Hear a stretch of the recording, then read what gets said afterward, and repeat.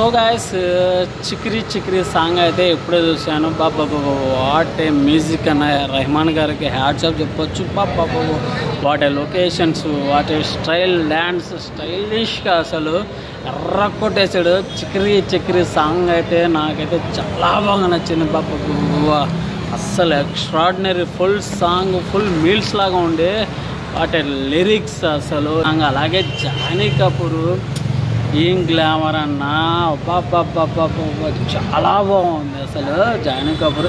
అసలు రామ్ చరణ్ అసలు అందరూ క్రికెట్ ఆడుతూ ఉంటే వచ్చి బాల్తో అలా కొట్టడం, ఆ స్టైల్ డ్యాన్స్, అసలు డ్యాన్స్ కూడా అసలు అర్రకొడేసారు నా బాబా. చిక్రీ ఓహో చిక్రీ అసలు కర్ర మీద డ్యాన్స్. అలాగే వాటర్ ఫాల్స్, సీనరీస్, లొకేషన్స్ మాత్రం నాకైతే చాలా బాగా నచ్చింది అసలు. అలాగే జానీ కపూర్, అలాగే బుచ్చిబాబు గారు డైరెక్షన్ అయితే ఇంకా చెప్పనక్కర్లేదు. ఒక ఎక్స్పెక్టేషన్స్ ఒక రేంజ్లోకి వెళ్ళిపోయింది అనమాట. ఇంకా ఎలా ఉండవు, సాంగ్కే ఇంత ఊపొచ్చేస్తే ఇంకా మూవీ వస్తే ఇంకా ఒక రేంజ్ అనమాట.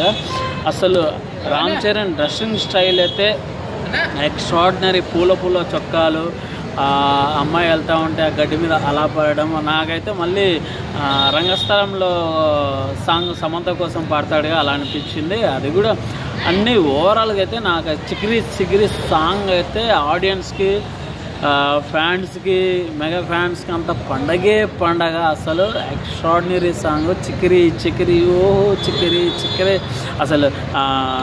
అలాగే జీప్ ఎక్కుతూ ఉంటే వచ్చి బ్యాట్తో అలా కొట్టుకుంటే జానీ కపూర్ వచ్చి అలా గిల్లి గజ్జలు, మొన్న చిరంజీవి గారు నయనతారతో అలా గిల్లి గజ్జలు మిసాలి పిల్ల అనే సాంగ్ పాడడం, ఈమె జానీ కపూర్ కోసం.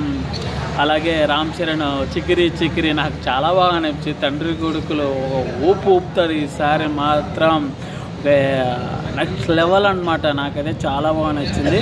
మీకు కూడా నచ్చితే కామెంట్ చేయండి, అలాగే నా వీడియో ఫాలో అవ్వండి.